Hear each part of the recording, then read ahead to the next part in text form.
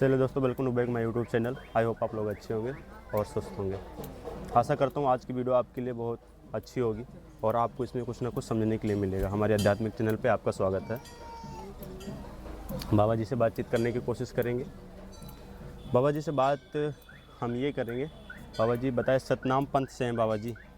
जी बाबा जी जी है ना। तो सतनाम के विषय में हम जानेंगे।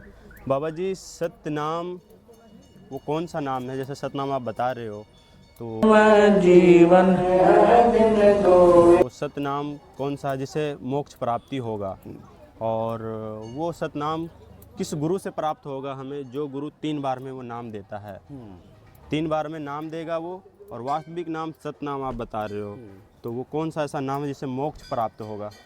देखिए, गुरु का काम है अपने शिष्य को मोक्ष प्रदान करना। जी मोक्ष का रास्ता दिखाना। मोक्ष हम नहीं प्रदान करेंगे, वो उसको रास्ता दिखाएंगे। जी बाबा जी।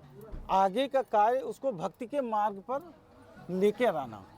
और जब शिष्य हमारा भक्ति के मार्ग पर आ जाता है तो अपने वो गुरु को ढूंढता है, और जब उसे अपने गुरु मिल जाते हैं तो उन्हीं के ही मंत्र के द्वारा वो अपने मोक्ष को प्राप्त करता है। उन्हीं की साधना करता है, गुरु की साधना करता है। भाई कहा जनसाधारण ये सोचा करता था कि बड़े महर्षि हैं, ऋषि हैं और बड़ा कठिन तप कर रहे हैं। उसके विषय में सूक्ष्म वेद में परमेश्वर ने आकर स्वयं बताया है कि डंब करें डूंगर चढ़े, अंतर जिन्नी झूल और जग जाने ये भक्ति करें, ये बोवे सूल बबूल। ऊंचे स्थान पर बैठते हैं, कोई पहाड़ पर, कोई ऊंचे से स्थान पर कि दूर तक दिखाई देऊं मैं, कहीं साधना कर रहा है कोई संत। डंब करें, डंब माने पाखंड करते हैं, लोग दिखावा करते हैं। डंब करें डूंगर चढ़े, डूंगर माने पहाड़ पर ऊंचे स्थान पर चढ़ जाते हैं। अंतर झीनी झूल, अंदर जो की तू बकवाद भरी है, और जग जाने यो भक्ति करे, ये बोवे सूल बबूल। अपने भविष्य गुरु गुरु गुरुर ब्रह्मा गुरुर विष्णु गुरुर्देवो महेश्वरा गुरु साक्षात परब्रह्म तस्मै श्री गुरुवे नमः। गुरु से बढ़कर, ईश्वर से भी बड़ा कौन है? गुरु है, जो हमें मोक्ष प्राप्ति का रास्ता दिखाता जी है। बाबा तो जी। गुरु का स्थान व्यक्ति के जीवन में सबसे बड़ा है। तो बाबा जी बिल्कुल से बताइए। आप जी हमें ये बताइए कि वो कौन से गुरु हैं, कैसे गुरु हैं कि उनसे मोक्ष का मंत्र हमें प्राप्त होगा? जो गुरु 3 बार में देते हैं वो मंत्र, और वो सतनाम है। जैसा कि आपने सतनाम ही बताया, तो सतनाम के ऊपर ही हम बात करेंगे। वो कौन सा ऐसा सतनाम है जो 3 बार में देते हैं और मोक्ष प्राप्ति होगा उससे हमें?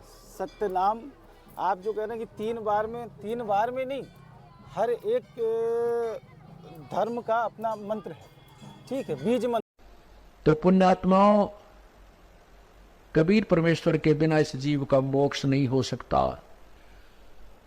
अब पूर्ण गुरु, अब सतगुरु क्यों कहना पड़ा? नहीं तो गुरु ही काफी होता है। सतगुरु इसलिए कहना पड़ा परमात्मा ने क्योंकि यहां झूठे गुरुओं की कमी नहीं। काल तक की साधना बताने वाले गुरु बहुत हैं, और काल से भी भ्रमित ज्ञान बताने वाले गुरु बहुत है, लेकिन सतगुरु इसलिए कहना पड़ा जो इन सब के ज्ञान को फेल करे और शास्त्र अनुकूल साधना पर दृढ़ करे, वो सतगुरु कहलाता है। जी जी।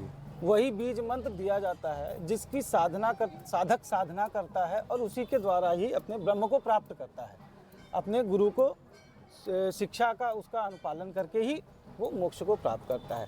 मोक्ष को प्राप्त करने का मतलब कोई आप ऐसा नहीं है कि आप तर जाएंगे कि मोक्ष मिल जाएगा आपको, ऐसा कुछ नहीं है। आपको साधना का एक तरीका बताया जाएगा जो गृहस्थ आश्रम है। हमारा संप्रदाय जो है सबसे सरल संप्रदाय। जी जी। यहाँ पर जो बताया गया है वो बताया गया है गृहस्थ आश्रम में रहकर किस प्रकार से आप साधना कर सकते हैं और किस प्रकार से आप प्रभु की सेवा कर सकते हैं। ये हमारे यहाँ बताया गया है सतनाम संप्रदाय में। सतनाम संप्रदाय में बाबा जी, आप जी ने बिल्कुल सही बताया, हम संतुष्ट हैं जी। लेकिन बाबा जी बस आप जी हमें ये बताइए कि वो कौन सा मंत्र है सतनाम संप्रदाय में आप बता रहे हैं जिससे हमें मोक्ष प्राप्त होगा, और वो मोक्ष का रास्ता कौन सा है, और वो मोक्ष धाम कहाँ पे है जिसे हम यहाँ पे मरने के बाद मोक्ष प्राप्ति कर लेंगे? ठीक, देखिए कहते हैं यदि तूने पूर्ण मोक्ष प्राप्त करनी है, सदा के लिए झंझट मिटवाना है, इस जन्म मृत्यु कार्य रोग कोड से पीछा छुटवाना है, तो स्वर्ग देखो स्वर्ग को हम कितना उत्तम मानते थे, और है भी यहाँ की तुलना में स्वर्ग बहुत अच्छा है। और स्वर्ग का फिर राजा, ओहो, उसको कितने भोग विलास, कितने आनंद होंगे जिस जिनको हम आनंद मानते हैं। परमात्मा कहते यदि तुझे सतलोक जाना है, इंद्र दा राज कागदा बेष्टा, ओहो, इंद्र देवराज, इंद्र देवताओं के राजा, स्वर्ग के राजा का राज्य भी हमारे लिए काग की बीट के तुल्य है, अर्थात हमारे लिए हमें वांछनीय नहीं है, उसकी आवश्यकता नहीं, इतना बेकार समझना चाहिए। तो इस प्रकार जब हम तत्व ज्ञान से परिचित हो जाएंगे, जब यह बात समझ में आएगी। पहली चीज तो आप मंत्र लीजिए तो मंत्र बताया जाता है। आप अगर आप कंठी लेने जाएंगे, अगर आप उनसे पूछेंगे कि आप मंत्र बताइए, तो आप मंत्र लेने नहीं आए हैं ना हमारे से, तो हम मंत्र बताया नहीं जाता। सुनिए, मंत्र बताया नहीं जाता है। जी जी, ठीक है, मंत्र हमेशा हमारे यहाँ कान में फूंका जाता है, कान में हम बताएंगे, उसको आप जप करेंगे। तो बाबा जी आप जी का कहना है जो, हाँ, तो बाबा जी आप जी का कहना है कि जो मंत्र जी आप जी बताएंगे वो कान में फूकेंगे, जी, और कान में बताया जाता है उसे, जिसको आप सुनेंगे। जी, क्योंकि मंत्र हम आपको दे रहे हैं ना, पब्लिक को तो, पब्लिक को देना तो मैं माइक पे बोल देता, यहाँ पब्लिक सुन आप लेती। सांकेतिक में बता सकते हैं बाबा जी से? नहीं, फिर अध्यात्म कहाँ रहा? फिर तो आप अध्यात्म को तोड़ रहे हैं ना, कि आप सांकेतिक में ही बता दीजिए गुरुजी। जी तो फिर तो अध्यात्म जैसे कहाँ बाबा जी रहा? गीता जी में बताते हैं, हाँ। गीता जी में बताया गया है कि वो 3 मंत्र है जिससे मोक्ष प्राप्ति होगा, है ना? ओम तत् सत, ओम तत् सत, है ना? ओम तो सबको पता है, तत् और सत सांकेतिक है। देखिए, गीता में जो दिया वो श्री कृष्ण भगवान ने उस समय अर्जुन को बताया। क्यों? क्योंकि अर्जुन भी क्या कहते हैं, निराश हो गए जब उन्होंने अपने ही बांधवों को देखा सामने।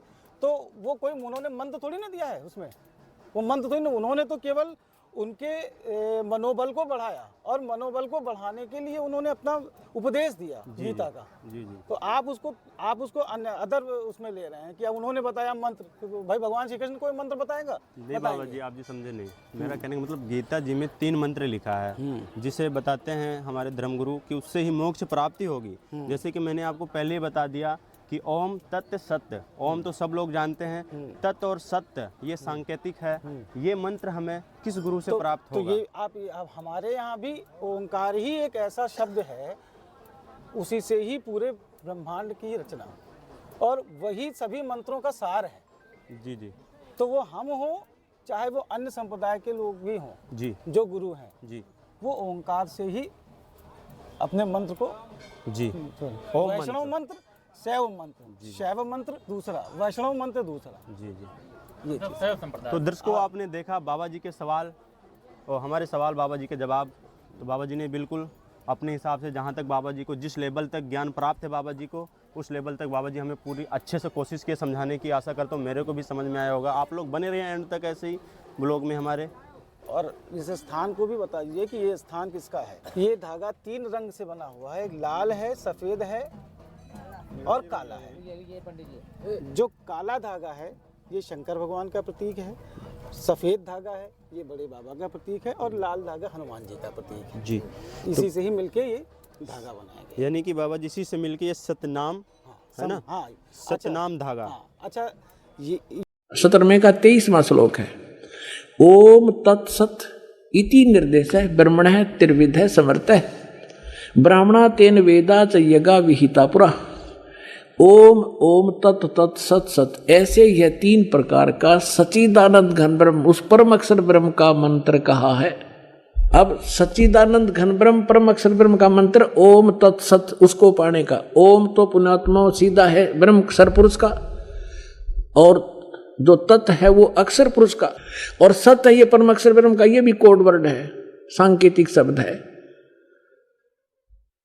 ओम और तत् जो सांकेतिक शब्द है वो दोनों मिलकर ये सतनाम बनता है, 2 अक्षर का। और जिसका भी आज तक मोक्ष हुआ उन महापुरुषों ने इस सतनाम का जाप किया है। और जो सत्य है वो सारनाम की तरफ संकेत है, वो भी कोई अन्य मंत्र है, वो सांकेतिक कोड वर्ड दास के पास है, इस पृथ्वी विश्व में किसी के पास नहीं। ये आप किसी के हाथ में देखेंगे तो ये हमारा एक सतनाम परिवार है। ये किसी के भी हाथ में, हम यहाँ रहें, चाहे पंजाब रहें, चाहे दक्षिण में रहें, जिसके हाथ में देखेंगे तो वो हमारा शिष्य है, कहीं ना कहीं से वो हमसे जुड़ा हुआ है। जी बाबा जी, आप जी अब और हमें बताना चाहेंगे ये मंदिर के विषय में क्या कुछ जानकारी देना चाहेंगे हमारे चैनल के माध्यम से? ये बाबा घासीदास का स्थान है जो कि कमोली धाम से जुड़ा हुआ है। कमोली बाबा के शिष्य हैं और उनका यहाँ पर स्थान है। इन्होंने यहाँ पे तप किया, तप करके ये जागृत स्थान है। यहाँ उन्होंने जब तपस्या की कई वर्षों पूर्व, तो यहाँ पे दीपक जो दिया रहता है ये वो स्वयं प्रकाशित होने लगा। तब से उन्होंने बाद में यहाँ समाधि ली और उसके बाद ये स्थान बहुत ही सिद्ध स्थान तब से कहलाया। तो लोग यहाँ पर आते हैं और अपनी मनोकामना मांगते हैं, पूरी करते हैं। ये 250 साल पुराना स्थान है। ये हमसे क्या, आप अगर क्षेत्र में पूछेंगे, किसी से पूछेंगे तो बाबा जी दिखाएंगे थोड़ा इसको हमें। ये तो बाबा जी जो सारा कोटवा धाम है, कोटवा धाम के सब प्रमुख 4 शिष्य थे उनके, जो बड़े बाबा ने बनाए। ठीक है, सबसे पहला कमोली धाम जो साहब गोसाई दास को उन्होंने दिया मंत्र। उसके बाद उन्होंने दूलन दास साहब को बनाया जो रायबरेली में है। और उसके बाद उन्होंने देवीदास साहब को बनाया जो हैदरगढ़ में है, पोखरा के पास है। और जो चौथा बनाया वो ख्यामदास साहब को बनाया, ठीक है, जो मदनापुर में है, जो कोटवा धाम के निकट ही है। और उसके बाद उन्होंने आगे उन चारों लोगों ने अपने 14 शिष्य बनाए और इसी तरह ये शाखा एक बनती चली गई, जिससे ये हमारा सतनाम संप्रदाय फैलता चला गया।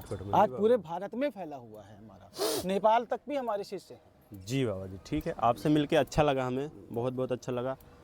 तो दर्शकों, आप को मैं धागा दिखाना चाहूँगा। धागा क्या एक भक्ति का ये प्रतीक है ना। धागा तो हमारे लिए है, बट भक्तों के लिए ये भक्ति का प्रतीक है और भगवान का स्वरूप मानते हैं शायद इसको, है ना बाबा जी? बिल्कुल बिल्कुल बिल्कुल। तो बाबा जी का कहना है, आप लोगों को दिखेगा ये धागा कि सतनाम के प्रतीक ये धागा है। सतनाम इसी को कहते हैं बाबा जी। बिल्कुल। तो बाबा जी का कहना है कि सतनाम यही धागा है, सतनामी धागा है ना, सतनामी धागा है। तो बने रहिए आप तक, एंड तक ब्लॉग में, और ऐसे जाने की कोशिश करेंगे। हाँ, बाराबंकी जिले के हैं तो बाराबंकी जिले का कोई भी ये सतनामी पंथ है जो बड़े बाबा ने चलाया। जी, ठीक है। और ये औरंगजेब के समय से चला है। औरंगजेब जो दिल्ली पे राज किया था, मुगल साम्राज्य। और जो सबसे ज्यादा क्या कहते हैं आतताई था औरंगजेब। औरंगजेब उस समय सबसे ज्यादा जो प्रचार था उसका, तो वो था कन्वर्जन का था। जो हिंदू थे उनको मुस्लिम में कन्वर्ट करना। बिल्कुल उस समय सही बोल रहे हैं। तो उस समय की जो परिस्थितियां थी, तो जो हिंदू भी था, हिंदू को जबरदस्ती कन्वर्ट कर दिया जा रहा था। तो उसके बाद उन्होंने क्या कहते हैं ये काम शुरू किया कि बड़े बाबा का धाम जो स्थान है वो कोटक वन पहले कहा जाता था। उनका गांव तो उधर सरदाहा में है, जो घाघरा के किनारे है। जी जी, ठीक है। और ये क्या कहते हैं वहाँ से फिर ये एकदम घाघरा से किनारे, तो जब उसमें बाढ़ आई